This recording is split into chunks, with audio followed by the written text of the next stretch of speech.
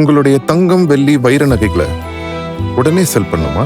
நம்பிக்கையான நிறுவனம் Max Gold. Call 04445454545.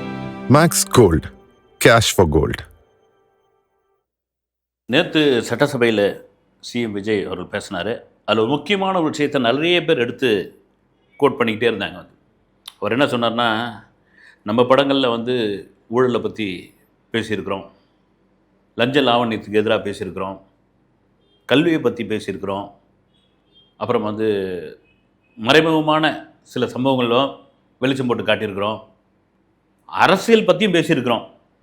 இந்த அரசியல் பற்றி பேசின பிறகு தான் அதுக்கப்புறம் நமக்கு பெரிய ஒவ்வொரு படத்துக்கும் ஒரு தொந்தரவு வந்தது, இன்னும் தொந்தரவில் இருக்குது அப்படின்னு சொல்லி முடிச்சிட்டாரு. அந்த தொந்தரவில் இருக்குது அப்படின்ற அந்த படத்தினுடைய பெயரை ஏன் சிஎம் விஜய் சொல்லலை அப்படின்னு. அந்த படம் தான் ஜனநாயகன். ஏன்னா ஜனநாயகனுக்கு என்னதான்பா பிரச்சனை, என்னதான் ஆச்சு, பல பேருடைய கேள்வி ஏன்னா 6 மாதமாக அது சென்சார் பிரச்சனை இருக்கிறதா? இன்னைக்கு ஒரு அதிகாரத்தில் உட்காந்துட்டார் விஜய்.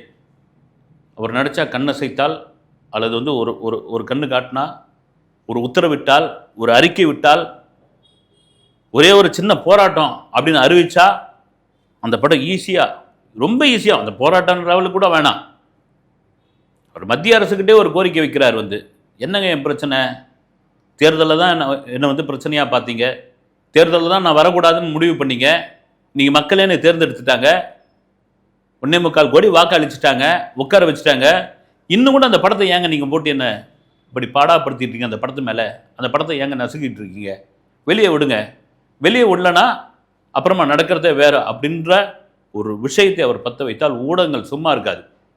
ஆனால் அவரும் மௌனம் காக்கிறார். அந்த படத்தினுடைய தலைப்பை கூட சொல்ல மாட்டேன்றாரு. உண்மையிலே அந்த படத்துக்கு ஒரு பிரச்சனை இருக்குது அப்படின்னா, இப்போ தவேக கட்சியை சேர்ந்த அமைச்சர்கள் யாருமே அதை பற்றி பேசவே மாட்டேன்றாங்க. இப்போ செய்தி மக்கள் தொடர்புத்துறை அமைச்சர் ராஜ்மோகன் இருக்கார், அவர் கூட அதை சொல்லவே மாட்டேன்றாரு. அப்புறம் தயாரிப்பு நிறுவனம் டெல்லிக்கு போச்சுன்றாங்க, டெல்லிக்கு எதுக்கு போனாங்க, அப்புறம் மும்பைக்கு போனாங்க, சரி ஜனநாயகம் வருமா வராதா சாமி அப்படின்னா தெரியாதுங்க அப்படின்னு. ஏதோ அதே கேவிஎன் நிறுவனம் தயாரித்த படம் தான் டாக்ஸிக். யார், கேஜிஎஃப் நடிச்சிருக்க அந்த படம். அதே மாதிரி அந்த படமும் ஒரு பேன் வேர்ல்டு படம். அந்த படம் மிகப்பெரிய அளவில், பொருட்செலவில். ஏன்னா டாக்ஸிக் படத்துக்கும் ஜனநாயகன் படத்துக்குமான முதலீடு நான் சொல்கிறது, பட்ஜெட்டை தாண்டி முதலீடு எவ்வளோ போட்டிருக்காங்க அப்படின்னா 1800 கோடி. அப்போ என்ன ஆச்சு பாருங்க. இந்த டாக்ஸிக் படம் 3 முறை ரிலீஸ் டேட் தள்ளி தள்ளி தள்ளி தள்ளி ஃபைனலாக ஆகஸ்ட் 26ஆம் தேதின்னு இப்போ லாக் பண்ணியிருக்காங்க. இப்போ தியேட்டருக்காரங்க என்ன சொல்கிறாங்கன்னா, எங்கள் ஆகஸ்ட் 26 கன்ஃபார்மாக வந்துருமா வராதா? காரணம் என்னென்னா, நீங்கள் பாட்டு 3 டேட்டு தள்ளி தள்ளி தள்ளி வந்ததுனால நாங்கள் படத்தை மாற்றி மாற்றி, ஒரு பெரிய படம் வருது இல்லை, அது கூட கிளாஷ் விட முடியாது, தியேட்டர் கிடைக்காது, மாற்றி மாற்றி எங்கள் ரிலீஸ் டேட்டை தள்ளி தள்ளி படத்தை போட்டு எங்கள் படங்கள் சரியாக ஓடாமல் போச்சுங்க, அதனால் சொல்லுங்கன்னு. அந்த டாக்ஸிக் படத்தில் என்ன தான் பிரச்சனை அப்படின்னா, அந்த படத்தோடைய ஹீரோ நயன்தாரா நடிச்சிருக்காங்க, நிறைய ஆர்டிஸ்ட் இருக்காங்க, பெரிய எதிர்பார்ப்பில் இருக்குது. அந்த படத்தோட டைரக்டர் கீத்து மோகன் தாஸ், நடிகை கீத்து மோகன் தாஸ் இயக்குனராக மாறி இருக்காங்க. நலத்தமயந்தின்னு ஒரு படம் பார்த்துருந்தீங்கன்னா தெரியும், அதில் மாதவனுக்கு ஜோடியாக நடிச்சிருப்பாங்க. இப்போ இந்த கீத்து மோகன் தாஸ், நிறைய பேர் அந்த படம் தொடங்கும் போது ஒரு பேன் வேர்ல்டு படம், அதுவும் வச்சு எடுக்கிற படத்துக்கு இவங்க சரியான டைரக்டரா அப்படின்ற கேள்வி இருந்தது. காரணம் என்னன்னா, எக்ஸ்பீரியன்ஸ் வேணும் இல்லைங்க, அதெல்லாம் பண்ணுவாங்க. அப்புறம் எதிர்ப்பு குரலாம் வந்தது, இவங்க ஒரு பெண் டைரக்டர் ஆகக்கூடாதா, ஒரு பெண் பேன் இண்டியா படம், பேன் வேர்ல்டு படம் பண்ணக்கூடாதா, ஒரு ஆண் பண்ணால் கம்முன்னு இருக்கிறீங்க, ஒரு பெண் டைரக்ட் பண்ணால் உடனே ஓன்னு கூக்குரல் இருறீங்க, அதெல்லாம் நல்லா தாங்க பண்ணுவாங்க அப்படின் பொழுது அந்த ஷூட்டிங் நடந்துகிட்டு இருக்கும் பொழுது யஷுக்கும் கீத்து மோகன் தாஸ்க்கும் ஒரு கிளாஷ் ஏற்பட்டுருக்குது. ஏன்னா இவங்க சரியாக ஷார்ட் வைக்க மாட்டேன்றாங்க, சரியாக அந்த சீனை நரேட் பண்ண மாட்டேன்றாங்க, இவங்க எடுக்கிறதெல்லாம் தப்பும் அவர் பேசியிருக்காரு. இல்லை நான் கரெக்டாக தான் எடுக்கிறேன், எனக்கு தான் ஸ்கிரிப்ட் தெரியும், நான் தான் டைரக்டர், அவங்க இது பண்ணியிருக்காங்க, சமாதானம் பண்ணியிருக்காங்க கேவிஎன் நிறுவனம். அப்புறம் ஒரு கட்டத்துக்கு அப்புறம் எடுத்துட்டு அதை எடுத்து பார்த்தப்போ யஷுக்கு சுத்தமாக இல்லை இது சினிமா ஃபார்மெட்லேயே இல்லை இவங்க எடுத்தது, ரீஷூட் பண்ணணும்னு சொல்லி அந்த ரீஷூட்டை நடிகர் யஷே பண்ணார்ன்ற மாதிரி ஒரு தகவல் இருக்குது. இதுதாங்க இந்த ரிலீஸுக்கு தள்ளி தள்ளி தள்ளி தள்ளி போனதுக்கான காரணமாக தான் அவ்வளோ ரீஷூட் பண்ணியிருக்காங்க அப்படின்னு. இப்போ அப்படியே ஜனநாயகன் படத்துக்கு அதே கேவிஎன் நிறுவனம் தான். இவங்க ஏன் மௌனமாக இருக்காங்கன்னு ஒரு சில தினங்களுக்கு முன்னாடி கூட சொல்லியிருந்தாங்க. நாங்கள் அந்த டிஸ்ட்ரிபியூட்டர் தியேட்டருக்காரங்கெல்லாம் அவங்க கொடுத்த பணத்துக்கு வட்டியோடு நாங்கள் திருப்பி கொடுத்துறோம்னு சொல்லி ஒரு 72 கோடி ரூபாய் கொடுத்தாங்க. அதை வாங்க மறுத்தாங்கன்னாங்க. ஆனால் கொடுத்துட்டாங்க. இன்னொரு விஷயம் என்ன டாக் போயிருக்குன்னா, அன்அஃபிஷியலான ஒரு தகவல், இந்த ஜனநாயகன் படம் வருவதை சிஎம் விஜய் அவர்கள் விரும்பவில்லை அப்படின்னு. அது பைரசியில் வந்துருச்சு, எல்லாம் முடிஞ்சு போச்சு. அந்த படத்தை எடுத்து சோஷியல் மீடியாவில் கட் பண்ணி நமக்கு ஆகாதவர்கள் எதிர்க்கட்சியினர் அதை ட்ரோல் பண்ணுவாங்க. அப்படி வந்து அந்த படம் ட்ரோல் ஆகிறத விட வராமலே எடுத்துட்டோம், அந்த ப்ரொடக்ஷன் காஸ்ட் மொத்தத்தையும் நான் வந்து கொடுத்துட்றேன் அப்படின்னு சொன்னதாக ஒரு தகவல். இதனால தான் எச் வினோத் பயங்கர டென்ஷன் ஆகிட்டார். எச் வினோத் எப்பவுமே வந்து ரொம்ப கூலான ஒரு பர்சன், ரொம்ப எளிமையான ஒருத்தர் வந்து. அவர் ரொம்ப காலம் வந்து பட்டன் ஃபோன் வச்சுருந்தாருங்க. அப்படின்னா பார்த்துங்க, நீங்கள் ஆட்டோவில் தான் பயணம் பண்ணிகிட்டு இருந்தார்.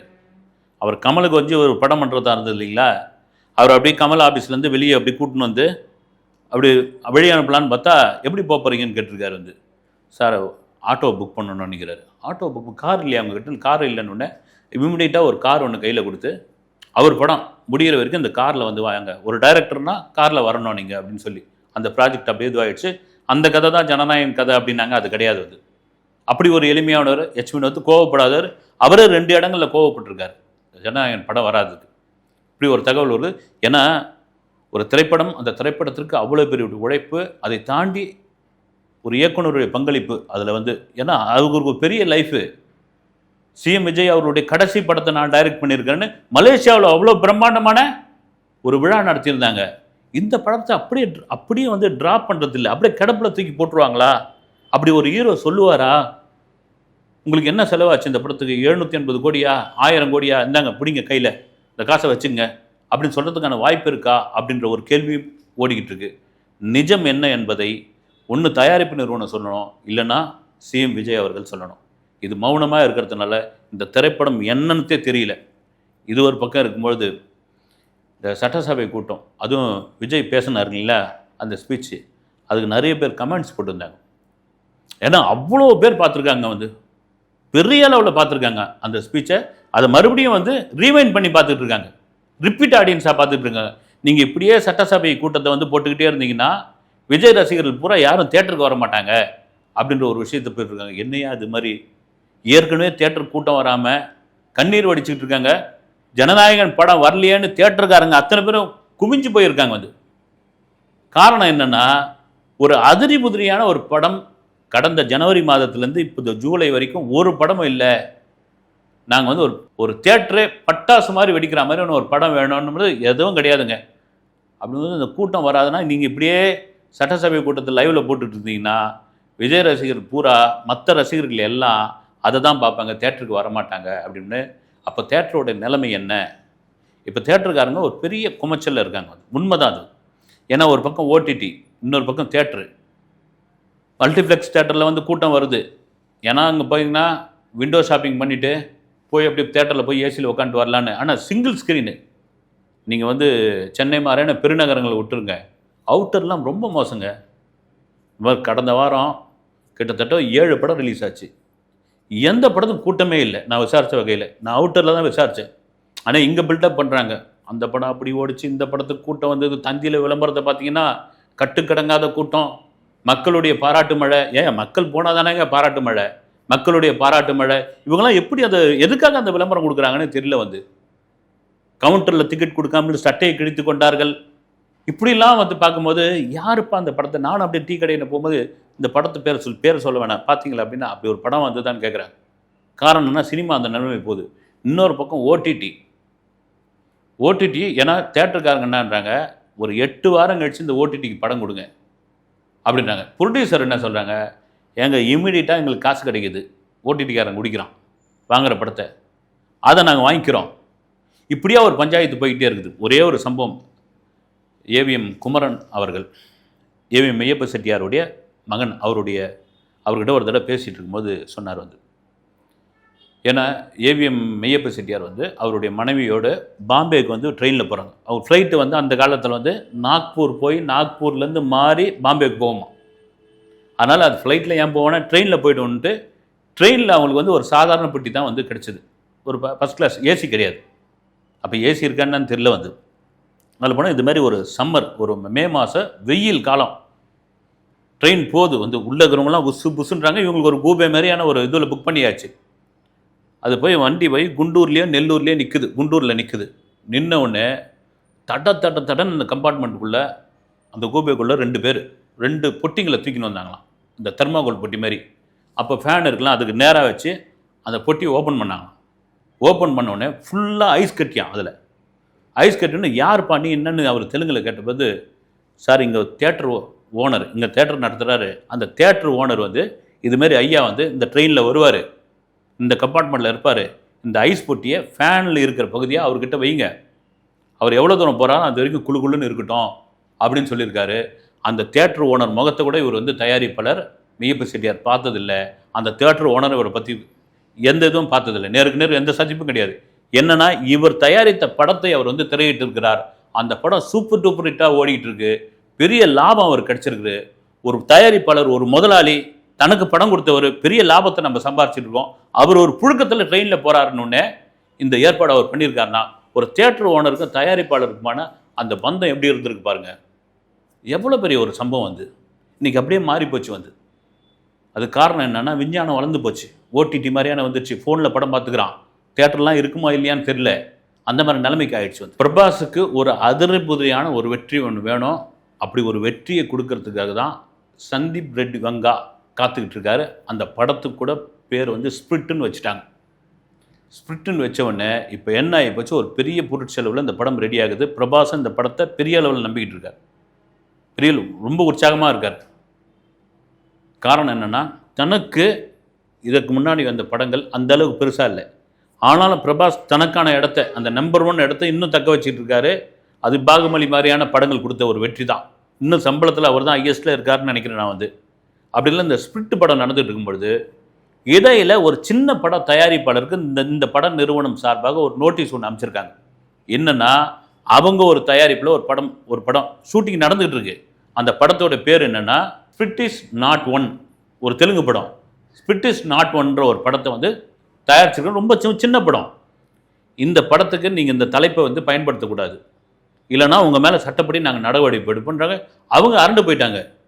உங்களுக்கு முன்னாடியே நாங்கள் பூஜை போட்டோம், உங்களுக்கு முன்னாடியே ஷூட்டிங் நடத்திட்டோம், உங்களுக்கு முன்னாடியே நாங்கள் படத்துக்கு தலைப்பும் வச்சுட்டோம், ஆனால் நீங்கள் பெரிய படம், பெரிய ஹீரோ, பெரிய தயாரிப்புன்னு எங்களை வந்து இந்த தலைப்பை வைக்கக்கூடாதுன்னு எப்படிமா சொல்கிறீங்கன்ட்டு ஒரு பெண் தயாரிப்பாளர், அந்த அம்மா பேர் வந்து நரசம்மா, ஒரு விவசாயி, அவங்க எடுக்கிற படம் வந்து அவங்க என்ன நினைக்கிறாங்க, பிரபாஸுக்கு வந்து ஒரு வேண்டுகோள் விட்டுருக்காங்க. ஐயா, நாங்கள் வந்து பெரிய ஆளுங்க கிடையாது, ஒரு விவசாயம் பார்க்குறவங்க, ஒரு முக்கியமான சமூக கருத்தை இந்த படத்தில் சொல்லணுன்றதுக்காக தான் எங்கள் விவசாயத்தில் வந்த அந்த படத்தையும் வட்டிக்கு வாங்கின பணத்தையும் சேர்த்து இது ஒரு சின்ன படமாக எடுக்கிறோம். நீங்கள் உண்மையிலே பெரிய படம், பேன் இண்டியா படம், பேன் வேர்ல்டு படம், ஆனால் எங்கள் உங்கள் தலைப்புக்கும் பெரிய ஒரு இதெல்லாம் கிடையாது, நீங்கள் எங்கள் தலைப்பை வந்து வைக்கக்கூடாதுன்னு சொல்கிறது எந்த விதத்தில் நியாயம் அப்படின்னு ஒரு கோரிக்கையை வச்சுருக்காங்க. உங்களை நேரில் சந்திக்க முடியுமா, யாரை, பிரபாஸை அப்படின்னு கேட்டிருக்காங்க. நீங்கள் இதுக்கப்புறம் மறுத்தா இந்த தலைப்பை வைக்கக்கூடாதுன்னு சொன்னால் நாங்கள் எங்கள் தகுதிக்கு ஏற்ற மாதிரி, உங்களுக்கு ஒரு பெரிய வக்கீல் கிடைச்சா எங்களுக்கு ஒரு சின்ன வக்கீல் கிடைக்க மாட்டாரான்னா நாங்கள் சட்டப்பூர்வமாக அதை நாங்கள் பார்த்துக்குறோம் அப்படின்ற ஒரு தகவலை சொல்லியிருக்காங்க. இந்த பட தலைப்பு வந்து பஞ்சாயத்து எங்கே வேணாலும் நடக்கும் பொழுதுங்க. தமிழில் தான் இருக்குன்னு பார்த்தா அது தெலுங்குலேயும் இருக்குது பொழுது, கர்நாடகாவிலையும் இருக்குது போகுது, இந்தியா முழுக்க இருக்குது போகுது. ஏன்னா ஒரு சின்ன படம், உங்கள் தலைப்பு ஸ்பிரிட்டுன்னு வச்சுட்டீங்க, உங்கள் தலைப்புக்கு வந்து உங்கள் படம் பெரிய படம். ஏன்னா சந்தீப் ரெட்டி வங்கா வந்து பெரிய டைரக்டர், பிரபாஸ் வந்து மிகப்பெரிய ஹீரோ, சும்மா கக்கு அப்படின்னு வச்சா கூட அந்த படம் ஓட தான் போகுது, ஓடணும்னு நினச்சா. அதுக்கு ஏங்க இந்த சின்ன படத்தை போய் புத்தகம் பண்ணிட்டு இருக்கீங்க, தலைப்பு வைக்கக்கூடாது, நீ இது பண்ணணும்னு அந்த அம்மா ஓன்னு கதறுது வந்து அந்த ப்ரொடியூசர். அதனால் ஓடுற படம் ஓடும், அதில் எந்த மாற்று கருத்தும் இல்லை. அடுத்த வீடியோவில் சந்திக்கிறேன். நன்றி.